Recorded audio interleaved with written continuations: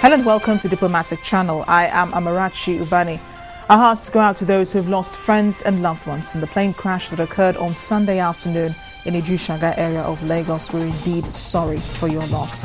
But on the program this week, Charles Taylor finally gets a sentencing for aiding and abetting rebels in the 1999 to 2002 civil war in Sierra Leone. He gets 50 years in jail, which, considering his age at 64, is more like a life sentence. We'll be talking to a man who witnessed some of the crimes committed by the rebels and in the process lost both his hands. That's coming up later in the program. First, hundreds of Egyptians protested this weekend in Tahrir Square in an effort to capitalize on popular anger following the trial of Hosni Mubarak, who was sentenced to life in prison for killing protesters during the uprising last year. Egypt's Prosecutor General has launched appeals against the sentences. Speaking of hotspots in the Middle East, Syria's President Bashar al-Assad has denied he played any role in the massacre of over 100 people in Hula town 2 Fridays ago. Addressing Parliament on Sunday, the president described the killings as an ugly crime that even monsters could not carry out. The UN says most of those killed appear to have been summarily executed, and eyewitnesses say pro-government militia carried out most of the killing. And the British monarch marked 60 years on the throne with a 1,000-boat Diamond Jubilee pageant across the River Thames. The Queen's barge travelled among the flotilla of tugs, steamers, pleasure cruisers, dragon boats and kayaks. The London event was a highlight of the Jubilee weekend, but a flypast was cancelled because of the weather. We'll be right back.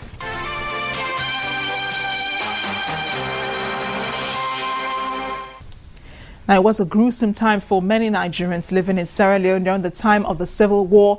One man who made it alive to tell his story and why he feels so pained, even though Charles Taylor has received a 50-year sentence, speaks with us on the program.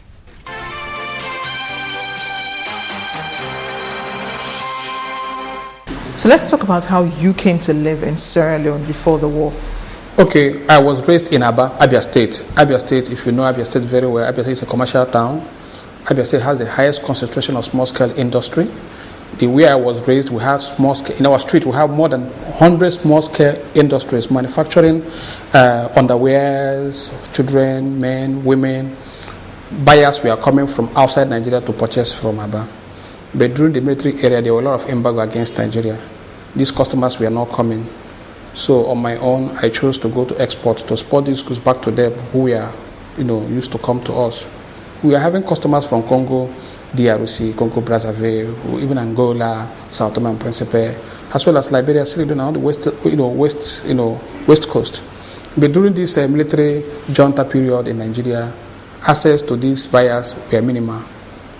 So in order to enlarge our business, to sustain the business in Aba, and to also get, foreign exchange to do the business, I chose to go into exporting.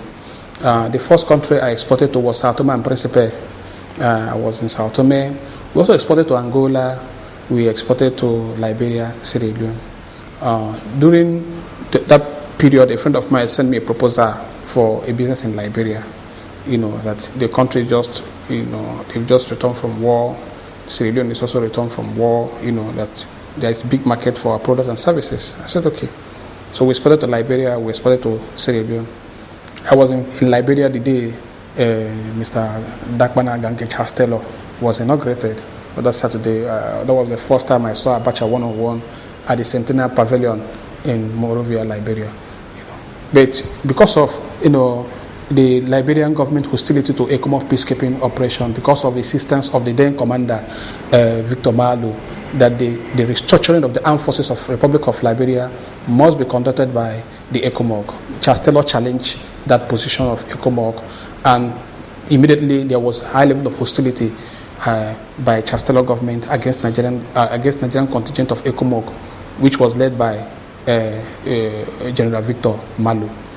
The hostility increased to the extent that ECOMOG positions were attacked by MPFL boys, and you hear some of the senators, especially one of the senators from Masorado County, who always use the media to incite their people against Nigerian contingent of ECOMOG. And we said, no, this cannot continue.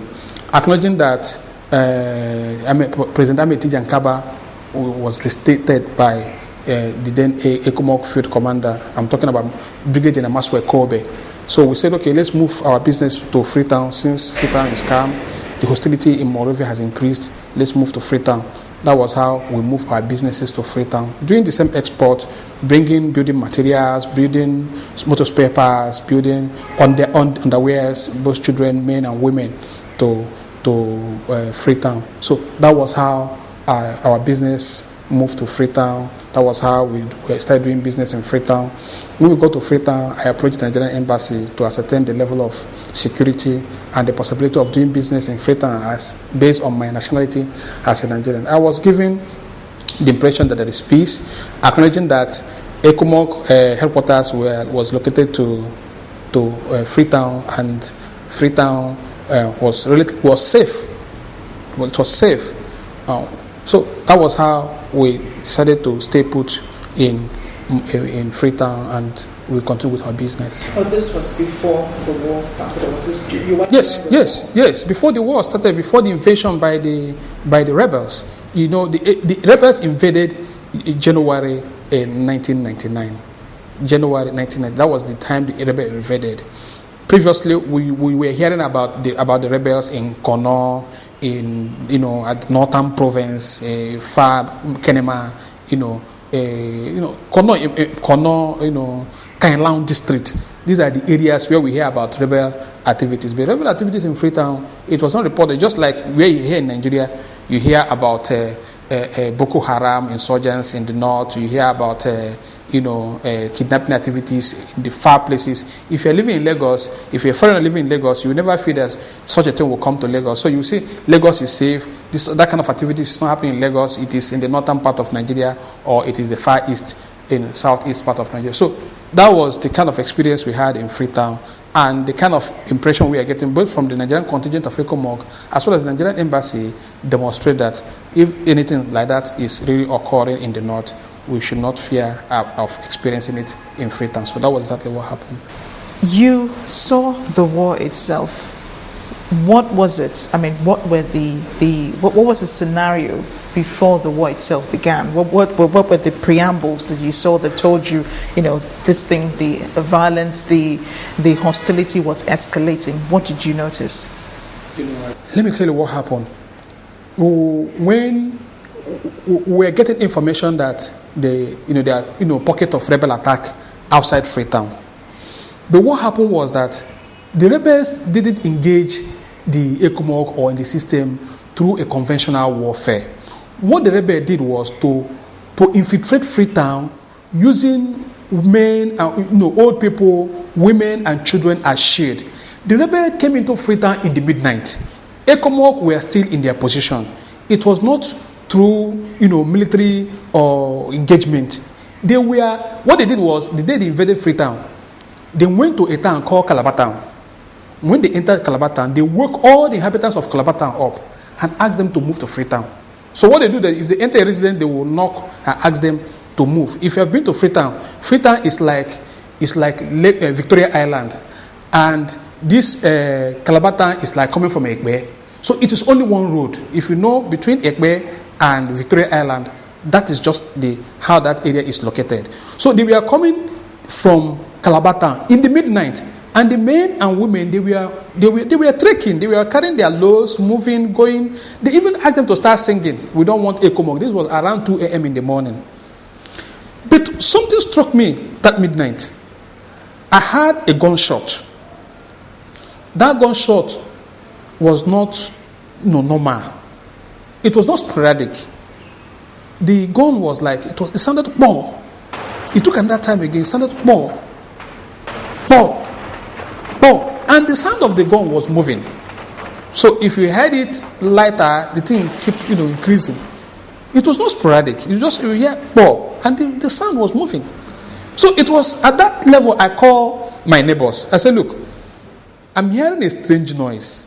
And this noise is common with rebels.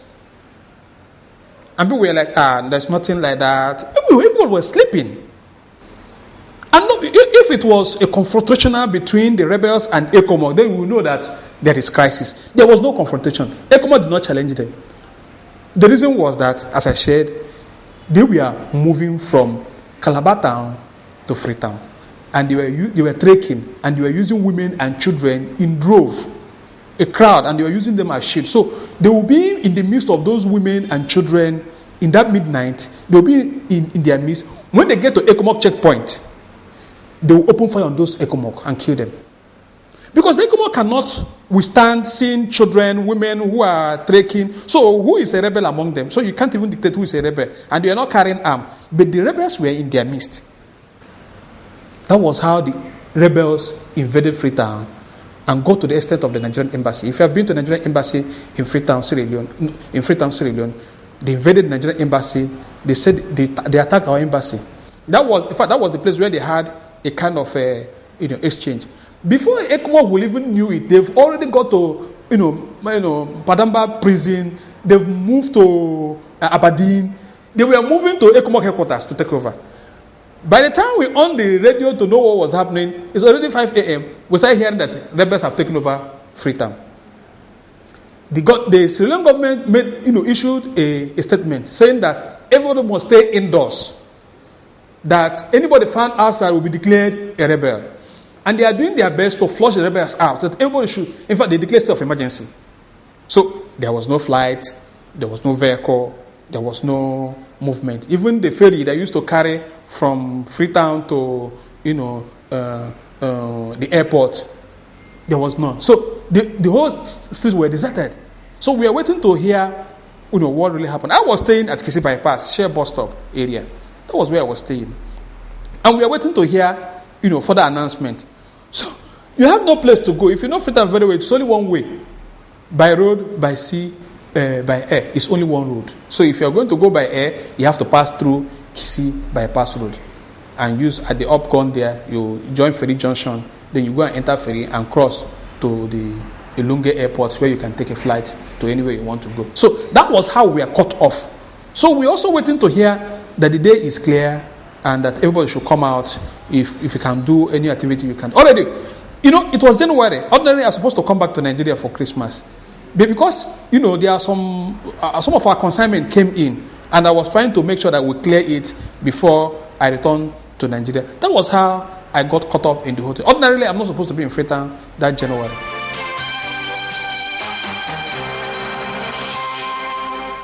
Mr. David Anyaele continues his amazing story to rescue and why he's so pained still by the government's response.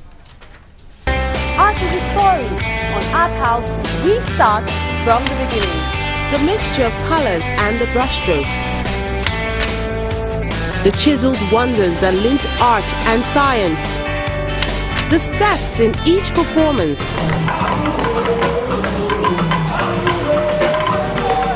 The highs and the lows of emotion. The world of words, rhymes and rhythms. But this is not a political poem. It's a revolution. It's the evolution of a people refusing to suffer and smile no more. On every page, all the elements of a good read. Where else can you get it? Art House. Life is art.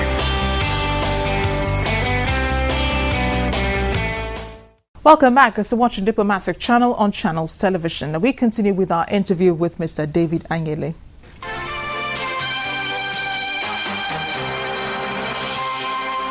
You saw the war itself, you saw, the preamble to the war, and then you also saw the war itself. Of course. How did you get caught up in the war?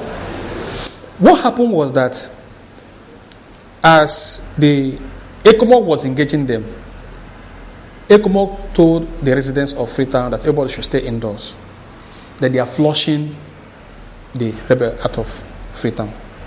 So as they were pushing the rebel out, the rebels were going house to house, looking for Nigerians, killing and maiming them. So as they were doing that, so the ECOMOG were busy, liberating, different areas from the rebels.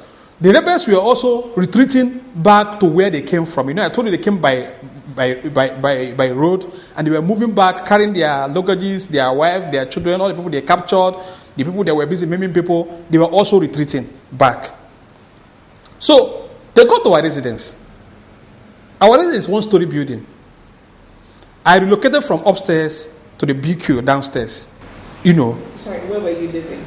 My residence at Kisi Bypass. I relocated from upstairs and went to BQ. So they invaded, when they came in that morning, that was 19th of January, 1999. They were shouting that where are this Ogaman? They call Nigerians Ogaman. They said, where are this Ogaman in this compound? Where are this Ogaman? They So I told one of our boys that he should give them the key. They should open the place because they went upstairs to our apartment immediately. I said, allow them to take anything they want to take. They entered the place. They looted the place. They set the house on fire. In fact, our boys were inside the house when they set it on fire. They locked them inside that house. So, but one of them shouted, open the door for them, open the door, let them come out, let them come out, let them come out. The house is on fire, let them come out, let them come out. That was how they allowed the boys to come out and they ran away. So when these things were going on, we were still at the BQ, silent. They didn't know that we were there. So what happened that when we thought that the situation has stabilized, I jumped through the fence. It was when I jumped through the fence, because the back of the fence is a cemetery. When I jumped through the fence, they saw me when I dropped inside the fence. So they rushed me at the cemetery and captured me. So when they captured me, they asked me, where am I going? I said, the house is already on fire, that I want to find another location. So it was then they had my accent. They said, oh, you're Oga man. Come. Let me show you where there are other Oga men. That was where they took me to where they captured Nigerians and others. On the main road. If you've been to Freetown, if you go to Kisi, if you go to Share Bus Stop, there is a cemetery close to that Share Bus Stop. There's a street beside it. At that street, beside the cemetery, that was where all of us were lying down. They start interrogating each person one after the other. Who are you? Where are you coming? They look at my leg. They say I'm a soldier. They look at my leg. I said, no, I wear shoe now. I wear shoe to go out. They said, look at my shoe. That I'm a soldier. I said, I'm not a soldier. That was where the argument started. I started negotiating with them not to kill Nigerians in that place. We're not part of it. In Abuja is the military. The military, we're not part of it. It's not democratically elected. So we can't take responsibility about the decision taken by the military. That they should allow us to go. That we're not part of the decision to send ECOMOG to Freetown. We are not part of the decision. It is the decision of the government. We are here for business. We are here. They said no, that we should wait. Before I know it, they entered. They started picking Nigerians one after the other. In my presence, they killed Benedict Ebuna. Benedict was killed in my presence. He died. He was the first person they picked. His wife was there. His mother-in-law was there. His grandmother-in-law was there. They mutilated his hand and killed him. His immediate elder brother, Emma Ebuna, was also picked up. Benedict Ebuna is a Nigerian. He's from Anambra State. He was my friend. In fact, we partner in business. Do you understand? And we're staying in the same area. You see, his elder brother, Emma Ebuna, was also there. They brought him out and they cut his 2 arms. The blood was gushing. I was begging them and said, people should not stop killing. These guys you are killing had no hand in all this. They are not soldiers. They are not part of the system. We are all businessmen. If people want to take items, or you can go to the house where you have already set up. Anything you like, you can take. More, you can go to the warehouse. Go to the warehouse, open the warehouse, take as many as you want. No problem. But don't kill anybody here. Because we're not part of the decision to send ECOMOG to Sierra Leone. While I was begging them, they asked me to wait. In the course of discussion, the guy who was leading the group, he's called Captain Goldteeth. He looked at my face and said, it's like I know you. I said, where? He said, have I been to Liberia before? I said, yes. I said, I do business in Liberia. I have business interests in Liberia. I always visit Liberia. He said, he sees me in Princeville area. I said, yes, I visit Princeville regularly because I have customers who stays in Princeville, and I've also stayed around Princeville. I've lived in Princeville beside the police academy, So he said, okay. He said, no wonder. I said, why are you doing this? I said, come. I took him out. I said, let's talk. What is going on? What is going on? Just explain to me. You must not do this. He said, you must tell me the truth. That they are coming from Liberia. That in their midst, they have Burkina Faso boys. They have Liberians. They have some that came from Ivory Coast. Because I saw some people who were speaking French. in their midst. The soldiers. Not soldiers, rebels, civilians. You know, but this guy was speaking Liberian accent, you know, that said he knew me somewhere, you know. I said, where? He said he took instruction from Pape. If you know Pape, Pape is the warlord, Chancellor himself. That's his name, Pape. Said this operation, no living thing. That's what they are doing here. You understand that the Nigerians must be wiped out.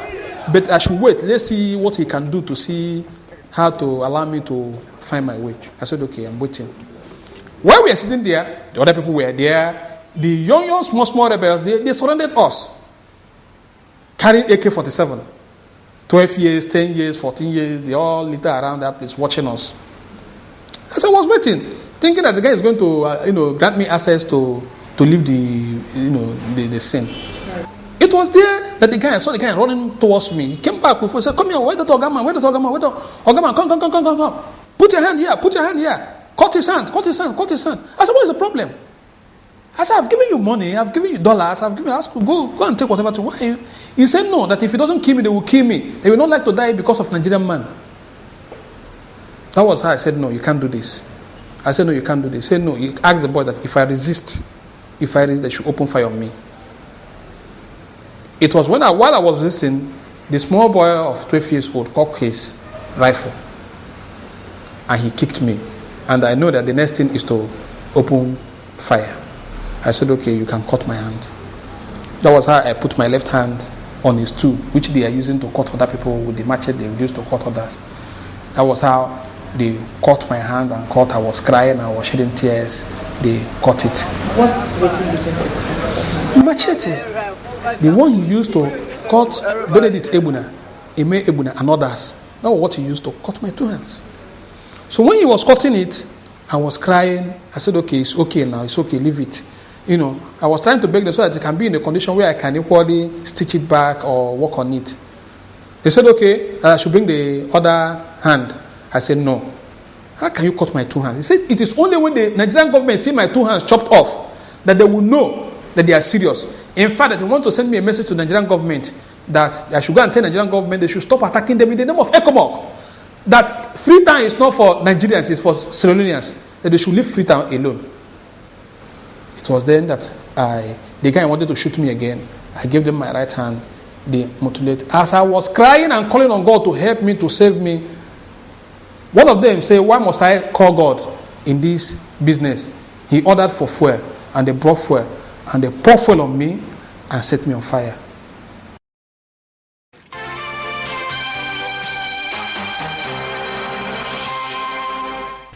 This is where we end the program this week. Don't forget, you can reach us on any of the addresses showing on your screen. I am Amarachi Ubani. I'll see you next week.